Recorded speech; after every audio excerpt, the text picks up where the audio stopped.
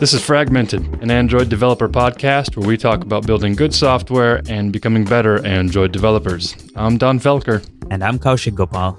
Welcome to the show. This episode of Fragmented is brought to you by BuddyBuild. BuddyBuild is a mobile-optimized continuous integration and delivery platform that takes just a few minutes to set up. Thousands of mobile development teams already rely on BuddyBuild because it's one of the fastest ways to build, test, and distribute, and also gather feedback on your applications. With every Git push, BuddyBuild kicks off a new build, runs your UI tests in parallel on real devices. It can then also automatically deploy the build to your users as well via Slack or email, etc. Furthermore, with a simple screenshot, testers can also send their feedback directly to you along with important diagnostic details. So that's pretty cool if you're trying to push out a new application. They also have crash reporting built in, which will record the frequency, affected users, and stack traces and all that good old stuff and send it back to you so you can figure out what caused the crash in the first place. So if you're interested in joining thousands of other developers who have already added BuddyBuild to their development process, you can try it out for free today. And to do that, you're going to want to go to fragmentedpodcast.com/BuddyBuild. Again, go to fragmentedpodcast.com/BuddyBuild, and you will get redirected to buddybuild.com to try it for free. Thanks, BuddyBuild. So Kaushik, I've been doing a little bit of work for some clients, and I've been not even knee deep, but like neck deep and probably drowning a little bit in some RX work. And I kind of been looking for a little bit of help, and I've kind of talked to you a little bit about it. That is very true. In fact, we've been very good about this. Initially, we went all bonkers and we talked about RxJava for a whole bunch of episodes, but then we sort of dialed it down a little. But today's episode, it's time to let the beast out. But here's the kicker. Yeah, we got a friend of the show and someone we heard knows a thing or two about RxJava and also Android development, I hear. Yeah, a little bit. Without further ado, welcome back to the show, Jake. Yeah, thanks for having me. So Jake, you were up on one of the early episodes of Fragmented back when we had our epic 3-hour long conversations that we had to break into multiple episodes. And for those that are interested in listening to that, that's back in episodes 6 and 7. So just go to Fragmented Podcast and you can check them out there, or just scroll back on whatever Pocket app you're using and download it on your podcast app. So we wanted to bring you in today to kind of talk about some of the newer concepts in RxJava, RxAndroid, and kind of what's coming in RxJava. Frankly, you're actually speaking about that next month at droidcon.nyc. So that's going to be very interesting, but hopefully we can get a little bit of information from you here today. Yeah, there's certainly a lot to cover. So let's go ahead and talk about some of the existing, I guess you could say, concepts that a lot of folks are out there, discussing and wondering about. And probably one of the first ones that folks are interested in is Java 8 and all the Lambda support and so forth. So let's just hop right into that. Are you using Java 8 for anything, or are you just someone who uses Retrolambda, or are you using any of the new toolchain stuff that's coming down the pipe with the new tooling in Android, like Jack and Jill and so forth, or what's your thought process on that, and what are you working with right now? Yeah, so we're using Retrolambda currently. We had been initially a little hesitant about using it. This was about a year ago, and ultimately, in using Rx so much throughout our application, the ceremony of all the anonymous inner classes that you have to write kind of really necessitates having lambdas or method references. And so ultimately, we decided to go with Retrolambda, and we actually invested a lot of time in improving Retrolambda. So it's in a much better state now than it was maybe a year ago. What exactly did you guys improve upon in Retrolambda, and what needed improvements? So the big thing was just a concern around how much code was being generated for each Lambda and each method reference that you use. It turned out that basically for every single Lambda that Retrolambda would process, you would wind up with about 6 or 7 methods in the generated code that would end up in your DEX file. And so this is way too many. There really doesn't need to be this many methods. And so basically the focus was on reducing the amount of code that was generated to minimize it so that the impact of using Lambdas was very low compared to if you were using the anonymous classes. Oh, okay. In the past, you've mentioned with most applications that you write and the folks at Square, you don't necessarily use a multi-DEX approach, right? So you have a single DEX application. So I imagine the method count makes that much more of a difference for you folks. Yeah, definitely. And plus, you just want you don't want to have all these extra methods being generated that end up having to be executed at runtime. It makes the performance of the Lambda actually slightly worse than the performance of if you were using an anonymous class. And so now it's gotten to the point where it's pretty much as close as it's going to get. Okay. And so it's down to about three methods per Lambda. Oh. And so compare that to an anonymous class, which is basically just 2 methods. Gotcha. So it's just one additional method at this point. Right. Yeah. And then for method references, it's pretty much the exact same thing, although sometimes they can be even less expensive. That makes sense. So when the new Jack toolchain hits us, would you consider shifting, or are you still going to stick with Retrolambda? Is there like an additional benefit to the Jack toolchain that we would potentially miss out by using something like Retrolambda that isn't like baked in? So as far as the language features are concerned, there's really no difference between the two. You're going to get lambdas, you're going to get method references, you're going to be able to backport like try with resources. But the difference under the hood is actually the Jack compiler can be even more efficient than what Retrolambda can do, and it actually generates one less method per lambda. And this is actually the same for method references as well. And so this is basically because the Jack compiler is going directly from the source file into the compile code and then into the DEX bytecode. Mm-hmm. Whereas with the legacy toolchain and Retrolambda, each one of those steps is kind of just a discrete operation. Right.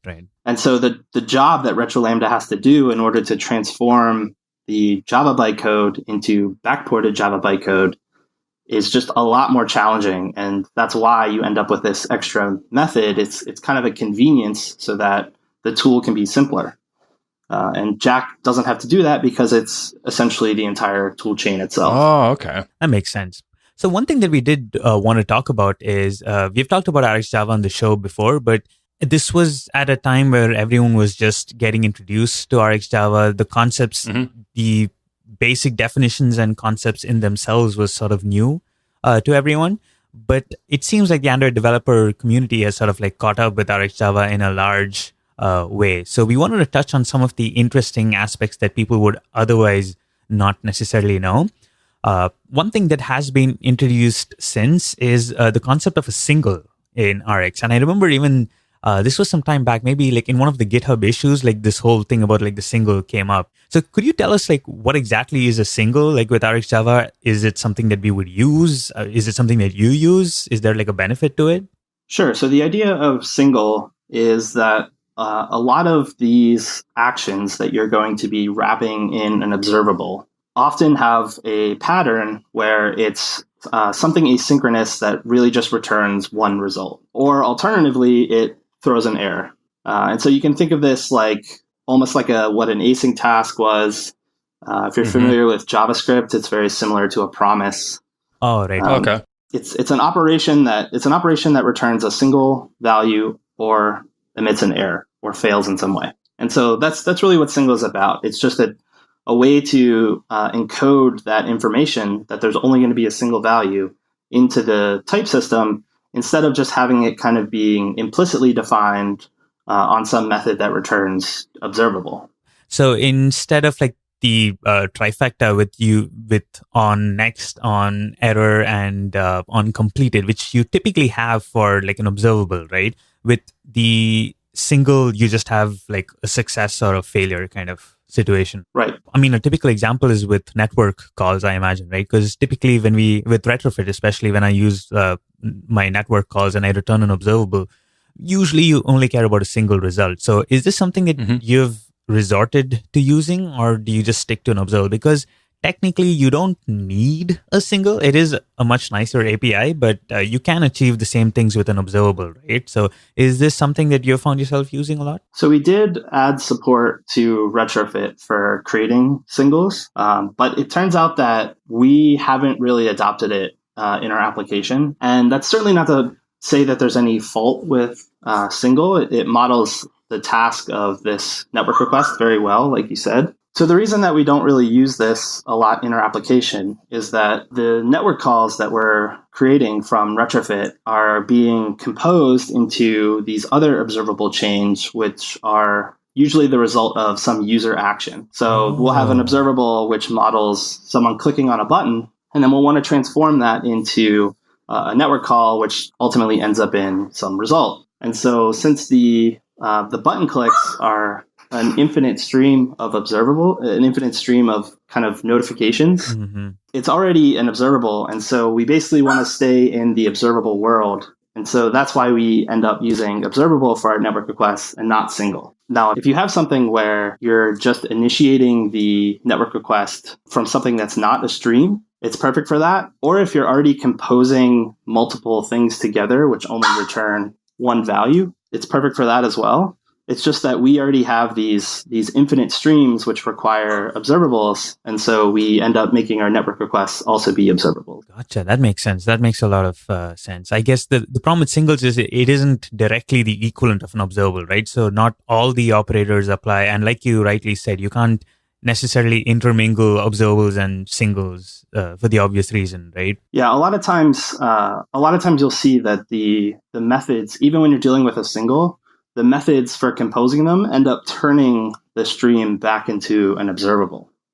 Right. And that's just because these operations that you're doing might return multiple values, or they might require, back pressure. There's definitely a reduced number of operators. And that's also simply because a single only has one value. So a lot of these operators simply don't make sense. You'll never need to take a single and turn it into a list, or you'll never need to count the number of items being emitted from a single. So those ones don't make sense. And some of the other ones are just really not implementable because you only have a single value rather than this more complex stream of unknown values. So this kind of is like a perfect segue into a library that you have released called RxRelay. And this is really interesting to me because I'm just finishing up a course on Caster.io about subjects in general, and RxRelay seems to kind of fill some of the gaps that are inside of kind of subjects in general. Would you mind talking a little bit about what RxRelay is and maybe why you built it and who would be interested in using it? Sure. So the name Relay basically was just made up, but the idea was that subjects are both observables and they're also observers. And so that means you can subscribe to them and receive values.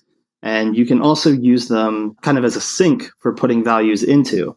And so you call on next on a subject and it, multicasts that out to anyone that's subscribed. But the problem is that because it's an observer, a subject also has an onComplete and onError method, which allow you to propagate these complete or error events. And so a lot of times what you'll see is that subjects are being used to bridge the gap between some non-Rx code into the Rx observable world. And you see that being used in a way where you really don't want, you never want a terminal event. You never want onComplete or onError to be called. And with a subject, as soon as you call onError or onComplete, that subject is essentially not useless, but you can no longer use it to emit values. Yeah. Anyone that subscribes to that subject after the terminal event will just get the onComplete or onError and no other values. And so when you see these subjects being used for long periods of time to model, the activity lifecycle or even interactions from the UI, basically these streams that are infinite, it's very easy to get into a place where you can terminate one of these subjects and then your UI becomes unresponsive or your app becomes unresponsive to the lifecycle. And so that's the core idea behind relays. It's the exact same thing as subjects, except it's impossible to terminate them. It's impossible to prevent them from still behaving like the multicast operator that a subject otherwise would be. Could someone replicate a very similar behavior by using something like a replay subject maybe, or does it have different semantics or what? So all the different flavors of subjects are also available as relays. Okay. And it's really just the idea that you never want these things to terminate. Gotcha. And it allows you to do that in a type-safe way. It is impossible to terminate these relays. With a subject, you can say like, well, I'll just never call on complete, or I'll just never call on error. Mm-hmm. And that's fine. But when you're working on a code base with a bunch of developers, whether you're working with people that are maybe new to Rx, these kind of things can happen. You see this subject, it's very appealing. Maybe you subscribe it to a stream, and then that stream emits on complete, and then your subject is dead. And so the idea is really to just encode that in the type system where it's impossible for you to stop a relay from emitting events. So I see that here you have, just like you said, you have a behavior relay, you have a publish relay, a replay relay, a serializable relay, and so there's a whole bunch of different flavors that you can use. Very interesting. Yeah, it's the exact same semantics as a subject, except for that terminal event. Excellent. Okay, that's cool. Yeah, and as a result, it actually ends up being ever so slightly more efficient because it no longer has to check and keep track of whether it's seen that terminal event. Mm-hmm, yeah. All it's doing is just distributing these events to who's ever subscribed. Now, since these things these don't have a terminal event, do we need to worry about any types of leaks or anything like that? Or are there any gotchas that we should be aware of, or the listeners should be aware of if they want to use RxRelay? Certainly none that are any different from subjects themselves. Okay. And so, with a subject or a relay, a lot of times you will use them to maybe cache the last value that was emitted. Mm-hmm. And as with anything that caches values, you just have to be careful that you're not putting something in there that has a reference to a context, an activity, a view, anything that you wouldn't want to otherwise cache somewhere that would cause a leak. You don't want to put into a subject or a relay. Is RxRelay basically a subject underneath, or have you tweaked the implementation to be like a new construct altogether? It could be implemented with just subjects. You could just wrap each respective subject behind the relay types. What I ended up doing was actually just copying the sources for all the subjects and removing knowledge of terminal events. Oh, sweet. Okay, that makes sense. Which then brings us to our next thing. It's a perfect segue. You mentioned sometimes you want to basically cache certain events. And this is almost, especially in the early days, this was something that was asked constantly. People are like, hey, I have this costly operation. I have this huge network call or something. And essentially I'm executing this connection, but I want it shared because my activity was rotated or something along those lines, right? And so is this the application for this other library that you've written, which is RxReplayingShare? So RxJava has built-in mechanisms for caching the last value or for not triggering an observable for every new subscriber. Mm-hmm, mm-hmm. The first one would be the replay operator, which allows you to cache values. And then the other one is the share operator, which allows you to share an observable so that each subscriber doesn't re-trigger the upstream observable. The problem is that there's no built-in operator that gives you both of these functionalities where you want to replay the last value that any subscriber has seen, but you also don't want to trigger the upstream observable multiple times. And so this operator, it's actually a transformer, but this library just solves that problem in, like a 50-line file, which just combines those two operations together into a single operation, which allows you to cache the last value. And so any subscriber that comes in will immediately get the last value that was seen by any subscriber. But it also prevents the upstream observable from being subscribed to multiple times. Interesting. Another key point is that if everyone unsubscribes, it will also unsubscribe from the upstream observable. Oh, and so if the upstream observable is computationally expensive or it's hitting the network, you want that to stop whenever no one's listening. And then when another subscriber comes in, it will replay the last value, and then we'll also reconnect to whatever the upstream observable is. Oh, very cool. Can you give us an example of like a typical use case, like where you've used this before? Yeah. So the big one that we use it for is almost like for view models. Mm-hmm. And so we have, say, the signed in user in our application. And there's multiple screens that want to observe the signed in user. And they want to be notified when that changes. If you change your name, if the preferences change, if the server pushes down, some new properties. And so that's the reason that we want to share this, is that it's used by multiple screens and it's a computed user object. It's not just, this one source. It comes from the database, comes from the network.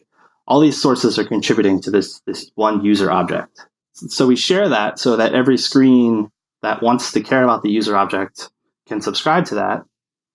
And then we also use the replaying part, because when you navigate to that screen, we want to immediately populate it with whatever the last known value was, whatever the last known user object that anyone has seen gets immediately pushed to the new subscriber. And that also would potentially trigger the upstream observable, the observable that's monitoring the user to connect and to actually watch the database and to potentially make network calls. Oh, that makes a lot of sense, especially when, like you rightly said, if it's something that is either like cached on disk or there's like a network call, if there's like a computational heavy operation which you want to pipe the results down to, then this makes a lot of sense. Yeah, we use it a lot with SqlBrite.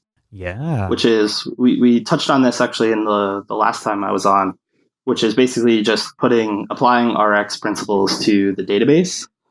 And so when no one is listening to the user object, we don't want to be connected to the database listening for changes to the user table. And so that's where the disconnect part becomes really important. So I'm sure there's some folks that are listening that are familiar with subjects, and myself included, of wondering, okay, this makes sense, but how does this differ from a replay subject with a, bounded to one item where it just replays the last one, and then how is it different? I know you said something about the connected observable. How are the semantics different in that situation?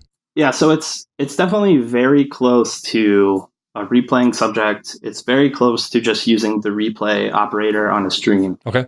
The difference is that it just combines these three requirements that we need that you cannot get with one of these other things. You might get two of them, but you won't get all three. And that's replaying the last seen value, not having multiple subscriptions to the original observable for multiple people subscribing to this observable, and then also disconnecting from the upstream observable whenever there are no subscribers to this observable. That makes a lot of sense. And I guess on the GitHub project, you have like you have the marble diagram, and like having a look at the marble diagram, it actually makes a lot of sense too. Yeah, if you haven't seen a marble diagram before, it might not be the most intuitive one, but if you're familiar or you've seen a bunch before, I tried to make it as clear as possible. Although this has come up a few times, what the differences are between the replay subject, the replay operator. So I think I might add like a table or something to the README to really emphasize that this does that one extra thing that sometimes you might need. Okay. Yeah, the whole world of multicasting, which is like all these operators you talk about, right? Like replay, publish, share, ref count, like all of them. It's pretty easy to shoot yourself in the foot with all of these operators. Definitely. And the names aren't always the most descriptive as to what the behavior is.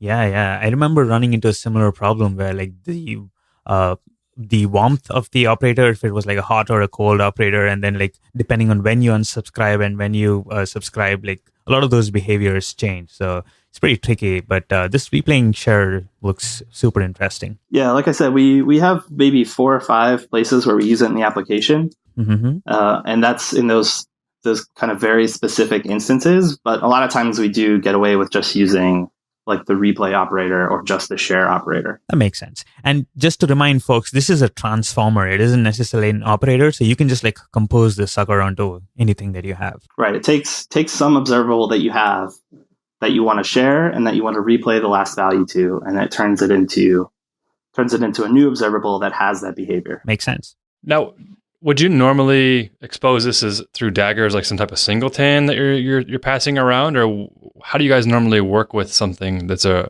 RxReplayingShare? That's pretty much exactly how it's used. It's created once, and usually it's created for the entire application, or maybe it's just created for the lifetime of the activity. Okay. And so any view that comes inside that activity gets to share the same user observable.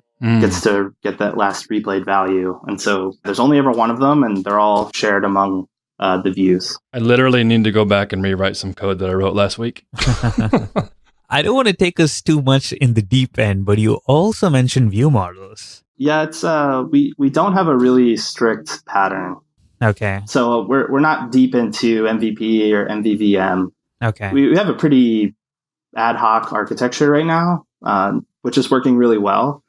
And we've just been experimenting with different patterns in different screens, depending on the needs of that screen. Yeah, that makes a lot of sense. I was in the camp where, with the whole presenters and controllers, I was very strict about it. But then, like you rightly said, a lot of this depends specifically on the use case. It's pretty tricky to sort of lay down a single pattern and have that work well when you have multiple people working on the team and using it on different. Yeah, Rx has definitely helped in the sense that you don't need as strong of an application of an architecture in some way, because a lot of that gets pushed into the streams themselves. Yeah, that makes sense. So we've gotten away with not having something strict for a while. Yeah, because Rx in itself is such a very distinct pattern, right? That's different from the other stuff. Yeah, exactly. No, and I think in the previous episode when we were wrapping up, we kind of touched on kind of this Rx Android thing that was being worked on, and back in the day, it was aptly named not Rx Android.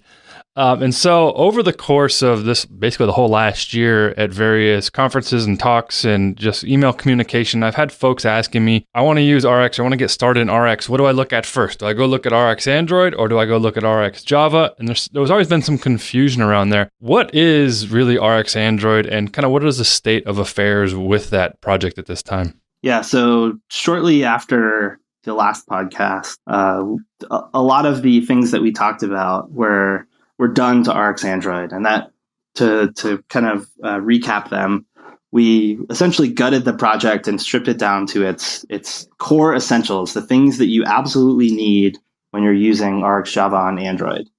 And really, that's just knowledge of Android's main thread. And so Rx Android primarily serves as a way to expose a scheduler for not only in the main thread, but really any handler. And so that's really all Rx Android is anymore. And so at the time, it had bindings for UI widgets, it had things for content values, it had things for broadcast receivers, and so all of those were stripped out into separate libraries.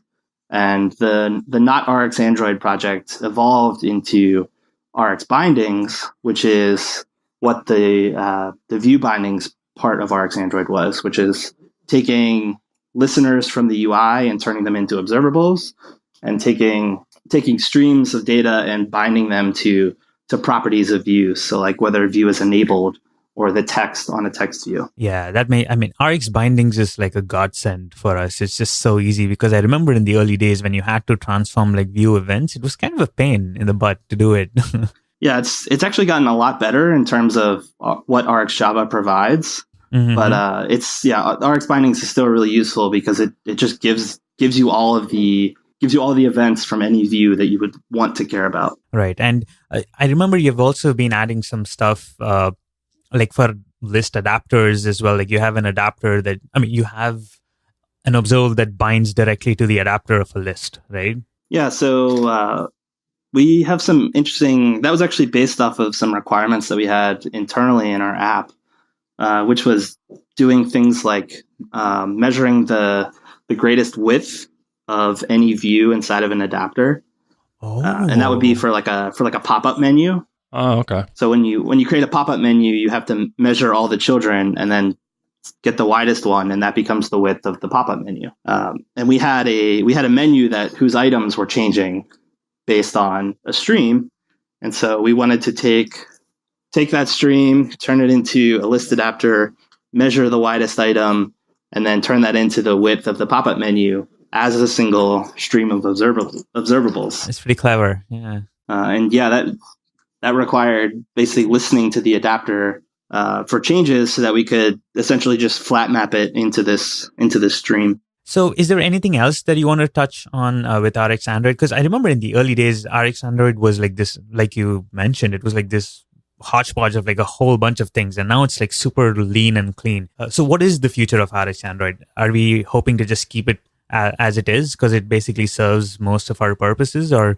is there anything that, like, looking ahead to Rx Android specifically, is there anything that's going to change? I think it's mostly going to stay the same as a small library that only provides the essentials. I mean, Android is a massive platform, and so trying to encapsulate everything reactive that you would want for Android in a single library is just not feasible at all. Yeah. And so it will remain as kind of this minimal subset, and then we'll just let the community build up all these different libraries for more specific uses around it. As and when Android evolves and the requirements change for that, I suppose it makes sense at this point to have independent libraries that just attend to that specific purpose, right? Yeah. Plus, the other advantage is that they can be developed and released independent of each other. Yeah. So as things change, you kind of want to evolve different parts of whatever you're interacting with on Android. New APIs come about, or new patterns for interacting with, whether it be widgets or the file system or databases, whatever. And so allowing those to evolve independently is actually a huge win. If we're looking to the future of Rx, so we've been on RxJava, I guess you could say 1.x for quite a while now, and there's been a lot of talks of RxJava 2. I think someone even backported it eventually back so it could work on Android, and so forth. There's a whole bunch of stuff about RxJava 2 out there, and you're even talking about it, as I said earlier, at droidcon next month, which hopefully will be recorded in stream so folks can check it out. But in the meantime, do you have any updates on RxJava 2, maybe when it's going to be released? Is it going to be compatible with Android? Anything of that nature? Yeah, so development on RxJava 2 has really picked up over the last maybe 2 months. Kind of was always this idea, even from before RxJava 1.0 was released. There was already kind of talks of what the next version would look like. And so it's kind of sat stagnant for essentially a year. And then some changes in the project, how it was managed, allowed development to pick back up and really ramp up over the last 2 months. Thankfully, it definitely will be supporting Android. It's going to be supporting Java 6. And this was a big issue because it was initially developed as a Java 8 only library when it was conceived, and through a lot of polite complaining on the RxJava issues, we were essentially able to convince the maintainers that supporting Android and supporting Java 6 would be a huge win. If anything, it would be a big mistake for them to not support Android, because the Android community has really stepped up and adopted RxJava, probably more so than any other community that has the potential to adopt RxJava. Yeah, that's very true, right? Like, for those who actually develop in Java, most of like the Android users, I would say today, just maybe because of sheer numbers, probably use RxJava more than backend folks, right? Yeah, it's definitely widespread in the backend, but because server development is really diverse in the number of libraries, frameworks, and even just ways to do things, it's certainly not used at the numbers that it is on Android. That makes sense. Let's maybe touch some of the specifics with regards to RxJava 2, right? I know there's this whole thing of a new specification called the Reactive Streams specification, which is actually a little different from the native stream of RxJava. So RxJava 2 is going to comply towards this Reactive Streams specification. Can you tell us a little more about like how all of that works? Yeah, the idea is just that RxJava is not the only Java library doing these reactive streams, essentially, for lack of a better name. I mean, they chose the perfect name here. And the idea is that library developers and even application developers want to be able to choose a particular implementation, but not be restricted in the sense that they get forced to either use certain libraries or not use other libraries based on that library's decision of which reactive stream implementation to use. And so the reactive stream specification is the idea that we can define these few interfaces and allow them to be implemented by each of the reactive implementations, so that if my library is using RxJava 2 and the application that's pulling it in is using something like maybe akka, the actor framework, it can interop, it can use the RxJava streams that my library is exposing and have them operate with the akka streams that the application is using seamlessly, allow them to interact seamlessly, and vice versa. It's basically just a guarantee of interop and a kind of a contract that each of these implementations agree to adhere to. And how different was RxJava 1 from the whole Reactive Streams specification, like the standard that's or like the standard that was come up with? It's not that different. The Reactive Streams is, I think it's like 4 interfaces. Oh, okay. And it might be a total of like 12 methods. It's not a big specification at all. It's really just around what interfaces define a stream, what interfaces define something that's subscribing to a stream, how do you cancel a stream, how do you deal with back pressure in a stream. It's like these very simple fundamental concepts. And so they're present in RxJava 1. And there's actually a separate library that implements these interfaces for RxJava 1.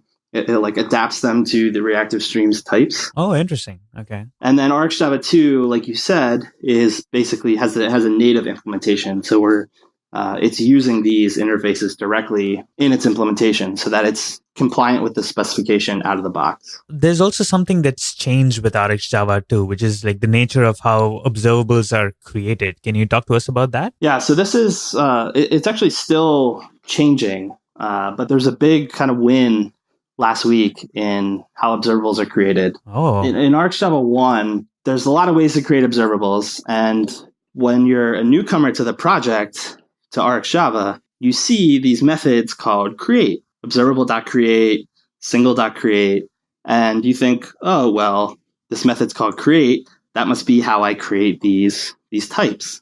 And while you're correct that that's how you create them, what you don't know is that in calling that method, you're essentially telling RxJava that you know everything about how an observable has to be implemented, and you're going to adhere to that in your implementation. And the truth is, you don't know any of that. Oh, that is a very difficult thing. Yeah.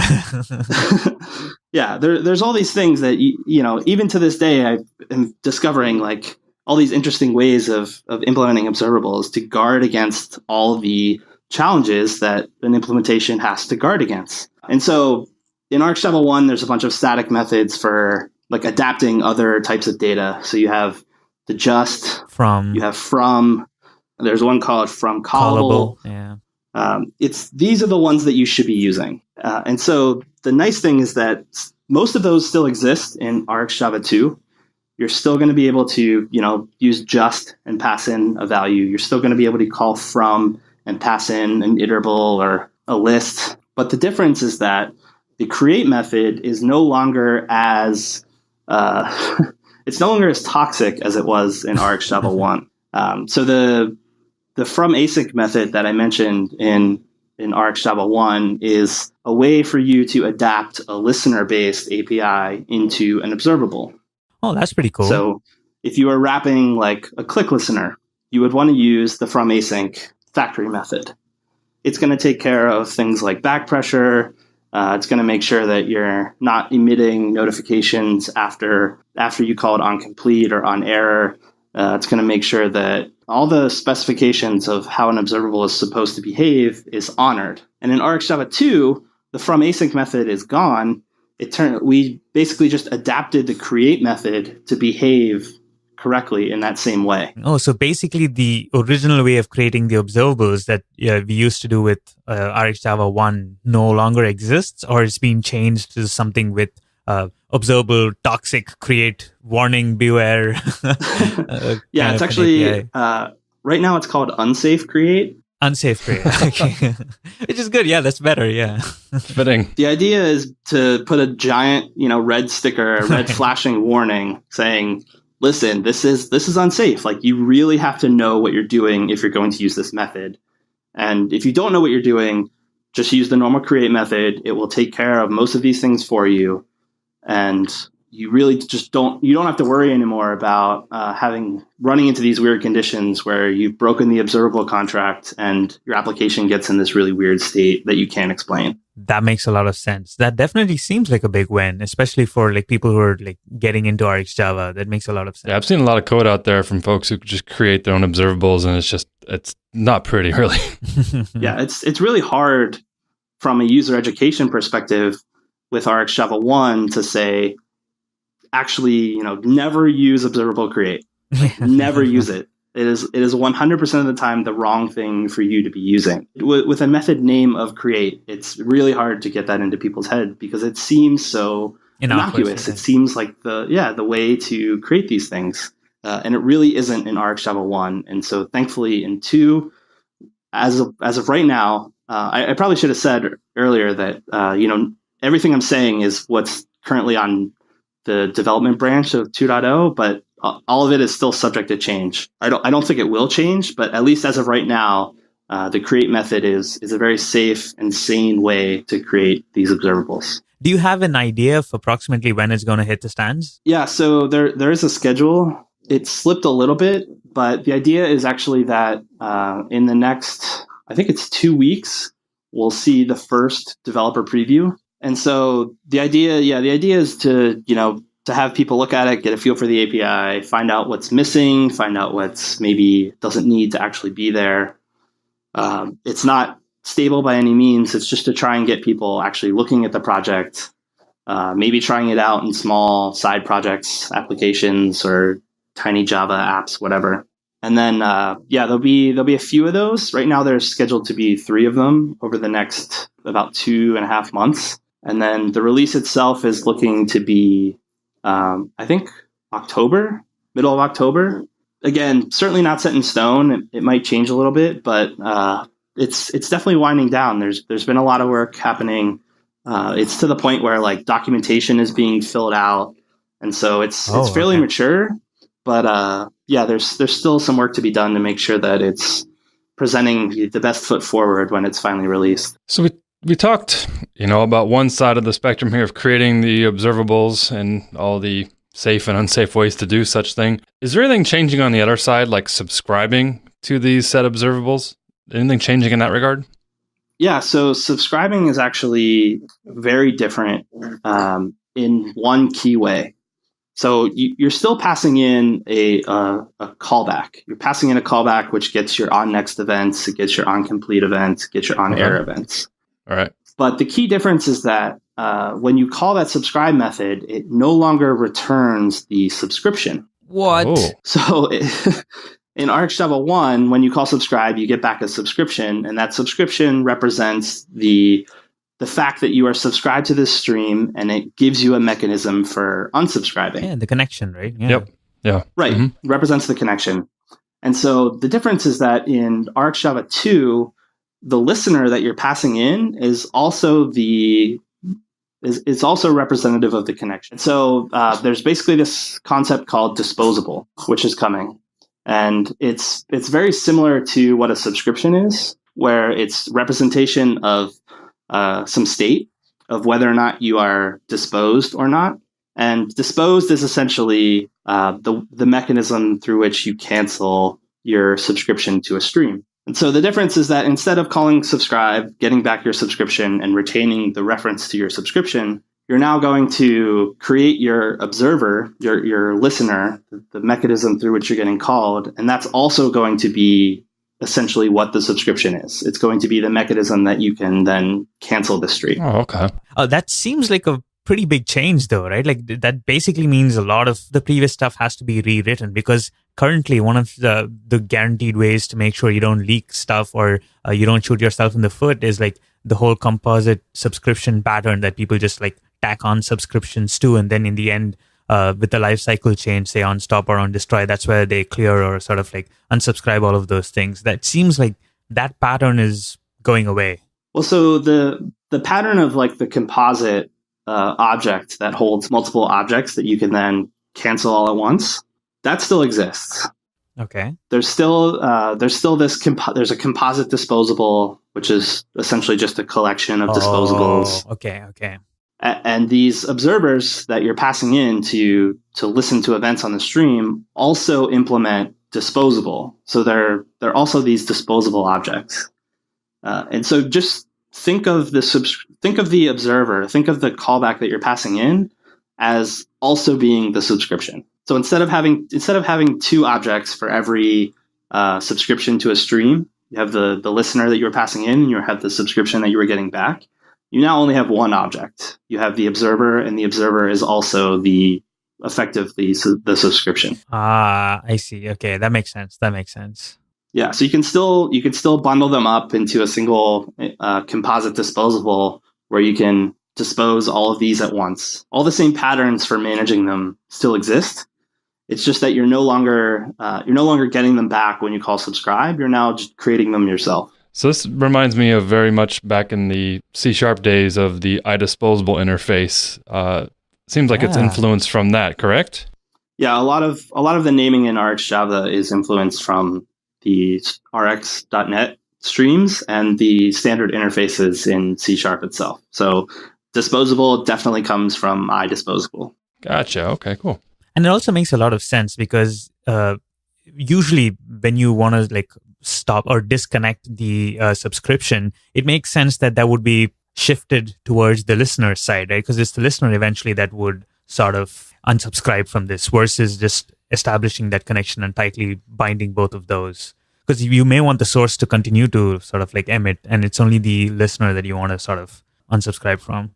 Yeah, I think it will definitely take a while to get used to, but it's a simplification of the concept. And so, like you said, it just combines the two things into one so that you can think of them as the same thing. Yeah, that makes sense. Another concept that I guess these days people understand it, but during the initial phases, one thing that always threw people off was the concept of back pressure, right? Mm-hmm. And I guess at this point, people understand what back pressure is, but something's changed about, well, not specifically about back pressure, but about RxJava 2 and its philosophy towards back pressure, right? Yeah, that's right. So there's a new type that's coming in RxJava 2, and that type is called Flowable. And the big difference is that the types that we already know, Observable, Single, and there's also Completable, which we didn't really talk about, that kind of came after RxJava 1, which is essentially an object that either completes or errors, but has no data associated with it. And so those three types are still there, Observable, Single, and Completable. Mm-hmm. But the change in RxJava 2 is that none of them have back pressure anymore. And so there's no way to tell an observable to slow down. And that may seem scary. Yeah. And to someone that has been bit a lot by back pressure, that may seem awesome. And the reality is that back pressure is something that has to be very explicitly modeled and thought about. A lot of times you just have sources which can't apply back pressure in a sane way. The perfect example is clicks on a button. You cannot slow down, or maybe let's do mouse moves, like a mouse or touch events, since we're on Android. You can't slow down the user's finger. You can't tell the user hey, can you take your finger off the screen for a second while I catch up drawing this shape? You can't do that. And so the fact that you have to deal with back pressure in a situation like that can be challenging in RxJava 1. So what RxJava 2 has done is separated the concept of something that is just purely a source of events, and that's our observable, to something that is a back pressure aware source of events, and that's a flowable. Oh, so, interesting. Yeah, flowable encapsulates the idea that a stream is aware of back pressure and can handle it properly. So with any luck, it will drastically reduce the number of exceptions that we get from operators and observable sources that don't know how to handle back pressure. But there are multiple ways of applying back pressure, right? So is there a default that's chosen, or how do you specify that? So you can take an observable and turn it into one of these flowables. But in order to do that, you have to pick. There's no default. Okay. It forces you to pick a strategy. And so the common ones are to buffer, which is basically just keep a list of events that the downstream consumer can't handle right now, so that when they can handle them, it can get caught up. You can do latest, which is similar to buffer, except that it only keeps the most recent event. And the last one is drop, which is just when back pressure is applied, just ignore events that are coming in.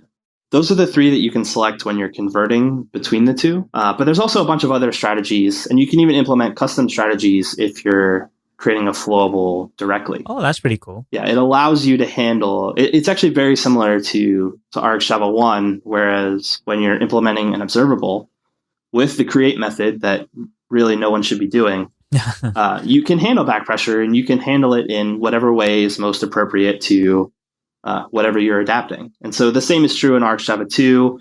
You have these flowables and you can handle the requests, requests being the mechanism of back pressure.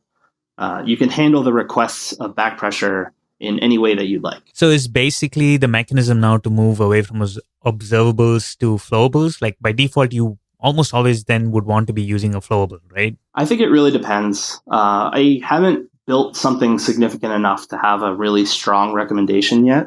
Gotcha. If anything, I would almost default to the opposite, just because not having to think or know about back pressure is so much simpler conceptually. Right. And a lot of times with Android, we're doing things where back pressure is not the right way to stop input from happening. True. So I started with my button example, where like clicks on a button can't really accept back pressure, and that's not really true because you can disable the button. Mm-hmm. True. But that might not be the desired, right, the UX that you want to have back pressure manifest itself as. Maybe you just want those events to go into a buffer or something else. But the idea that you're explicitly forced to think about back pressure when you need it, I think is so much more important that you should always start without it when you can and only add it when it's explicitly needed, because then you're actually forced to think about it at the kind of the edges between the two. I think it's something that we'll definitely have to experiment with as RxJava 2 finally gets these developer preview releases that we can start using. I think we'll just have to experiment with it and see what the right pattern actually is for how we deal with choosing between the two. Now, in regards to back pressure, a lot of folks really starting to get into Rx for the first time kind of get confused about back pressure. And the big question I always get is, when do we need to worry about back pressure, and how do we really know if we have a problem in back pressure? Do you have any advice on that? It's definitely a big topic, and it's one that seems simple to understand, but can manifest itself in very weird ways. I would say that, at least with RxJava 1, you should try and not have to think about it as much as possible. It's again, like why I think in RxJava 2 we should default to not having to think about back pressure. The idea of back pressure is really something that allows you to slow down your upstream observable because you can't consume events fast enough. And I actually don't think that's something that happens all that often on Android. A lot of times you'll see this with like a server implementation when you're dealing with consuming like a feed, or you're talking to another service, and you need to tell that other service to slow down because you're running out of CPU or disk or whatever memory, and so the back pressure can be applied across that network call to the other service to tell it to slow down producing events. On Android, there's not too many places where back pressure really becomes a factor. The interesting parts where I think it can manifest itself is when you're using operators that combine two streams. Right, I was going to say that. Mm-hmm. So if you have a stream that's emitting values from your database, and you have a stream that's emitting values from, say, the result of a network call, your network call might come back with 10,000 entries in a list. And your database might have 10,000 entries in a list, but it could be a lot slower, potentially because someone's writing to the table when you're trying to read it, whatever. The idea is that one of the observables is slower than the other. And what you'll see is that RxJava is going to use back pressure to try and slow down the observable that's faster than the other one. And so a lot of times, if you don't think about this and you use a custom, you've created a custom observable, your observable is not going to respect that back pressure. And so the operator that's combining the two streams is going to throw an exception saying, hey, one of my streams didn't respond to back pressure. And so I got overflowed. I got too many events that I can't process, and it's just going to throw an exception. And I think really what you see is that whenever you're combining streams from one of the sources that was implemented in a way that doesn't handle back pressure, that's going to be where you have to think about it and deal with it. So it's the responsibility of the people creating observables to deal with back pressure. And that's why it's so important for you to use the from, observable.from, observable.fromAsync. Don't create observables using observable.create with RxJava 1, because you're not going to handle back pressure and you're going to get these missing back pressure exceptions. But if you're using these static factory methods that are aware of back pressure, they're going to handle it for you. And then it's really hard to run into problems where you're just using operators to combine streams that will have back pressure problems. If the observables implement them correctly, then you should have no problems combining them, transforming them, doing whatever transformations you want. You won't have to think about it or deal with it. It should all just work. Right? Yeah. And so that's why in RxJava 2, I tend to think that we would probably want to prefer observables without back pressure, because it will allow you to not only not have to think about it, but it's literally impossible for back pressure to happen in, say 90% of your application. And then in the places where you're maybe combining two observables from different sources where you actually need it, then it becomes very explicit that it's happening, and you can very explicitly handle it in the appropriate way. So we talked about how RxJava 2 is being rewritten in order to accommodate Java 6. One thing that I did see in the online discussion, so with Java 8, there is this concept of the whole functional interface, right? And initially RxJava 2, I thought was written with that in mind, but then it was rewritten. Can you talk a little about the background there? Yeah, so Java 8 came with probably about 20 interfaces that are functional interfaces, which is an interface that only has one method. And so it's designed to just do, a very specific thing. It takes in a type of R, does some transformation, returns, another type. This would be what a function is. And then there's a consumer, and a consumer just accepts a value and does something with it. So this is not just lambdas. I mean, lambdas is basically the construct of a block function, but with functions, there's actually an input and return. Yeah, with function, but they're all designed to be turned into lambdas. Oh, okay. It's basically the interfaces that you use in your API so that the consumer of your API can interact with it using lambdas. Makes sense. And so these are baked into Java 8. They're super important for things like streams. The entire Streams API is written with them. And so RxJava, being very similar in terms of the type of APIs that are exposed to streams, originally used the Java 8 interfaces for everything. So no more action 0, no more func 0. It was Java util function, Java util consumer, by consumer, all these names that came from Java. And so in the backport, something had to be done about that, right? We can't obviously be depending on interfaces that aren't present until Android API 24.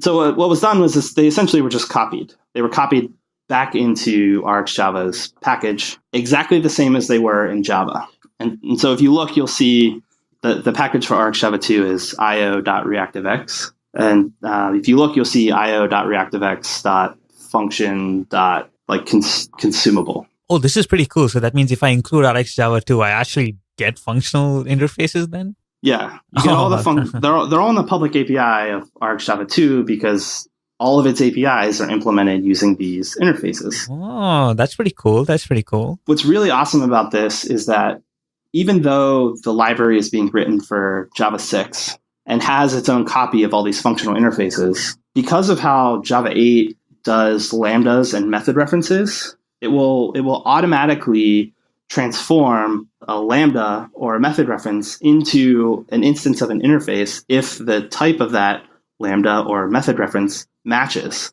And so it actually doesn't matter that we're not using the Java interfaces because the type signature of the interfaces in RxJava are the same So you can use the exact same, you can use lambdas and you can use method references as if we were using the Java interfaces directly, because it doesn't matter which interfaces are actually being used. All that matters is the signature of the method inside those interfaces. That's awesome. I did not know that. That is really cool.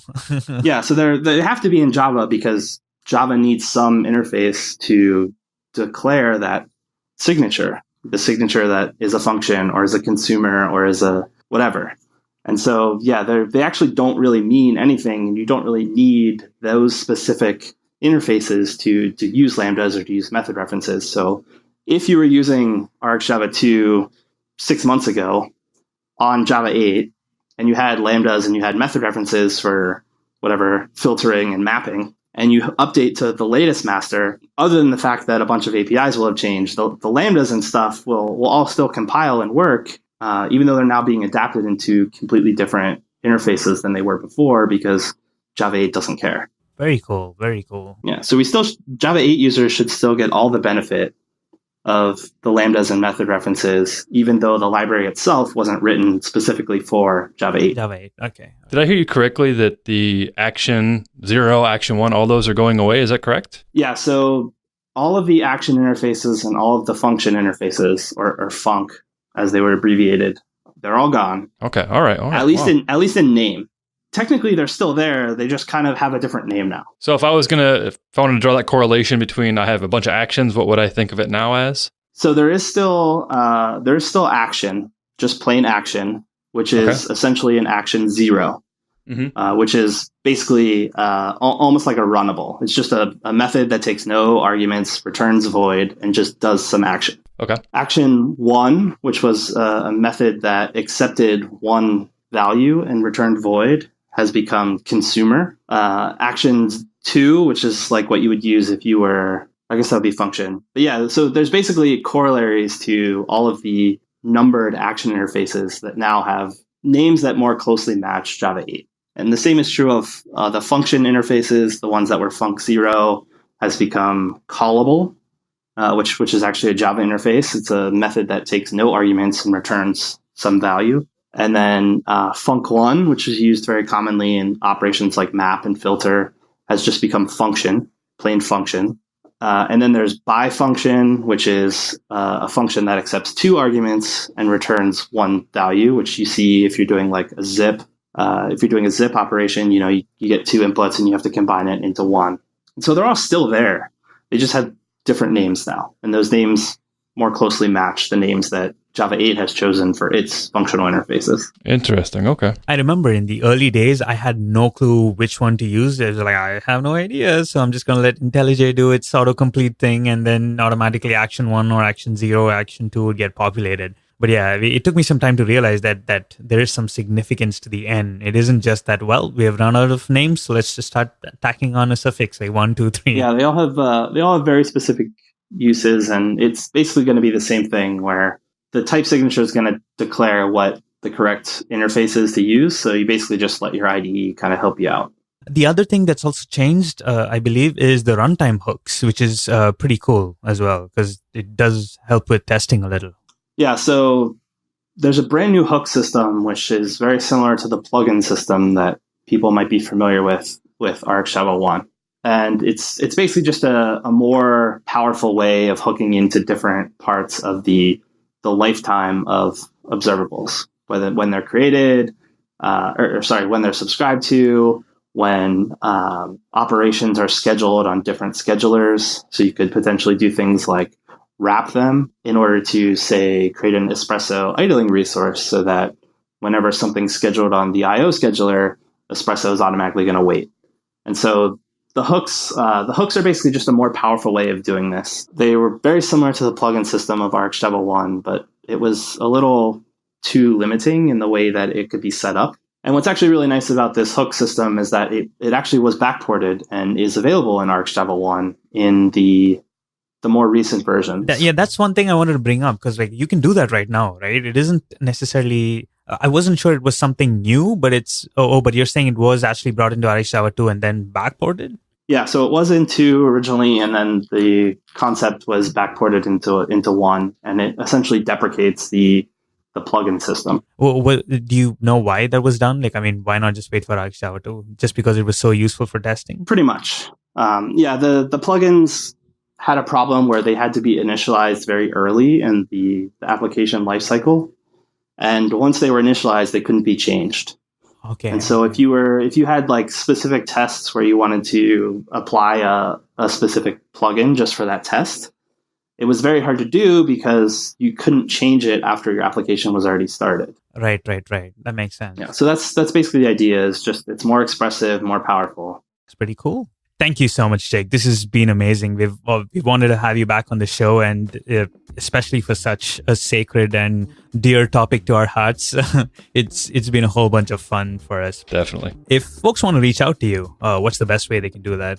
The best way is find me on Twitter. I am at Jake Wharton. And if you're interested in kind of hearing about what I'm working on or seeing what I'm speaking about, I'm chronicling all that on jakewharton.com. Perfect. And if folks want to see what you're up to, Don? You can reach me on Twitter at Don Felker, that's with 2 N's, or at donfelker.com. And I am Kaushik Gopal on Twitter. That's usually the easiest way to reach out to me. You can find the show notes for all of the episodes that we do at fragmentedpodcast.com/episodes/the episode number. If you have feedback or suggestions for us, as always, please feel free to send us those using our Twitter handle, FragmentedCast. Thank you all for listening, and we will catch you in the next episode. We'd like to thank our sponsor for this episode, BuddyBuild. If you haven't set up a continuous integration environment, and trust me, I've seen many companies who have not, then it's probably about time to look into it. BuddyBuild can help here. They can set up your continuous integration environment, run your tests. They can also deploy your builds to your testers quite easily. Now, if you want to learn more, go ahead and go to fragmentedpodcast.com/BuddyBuild. You can go ahead and try it for free. Thanks again, BuddyBuild.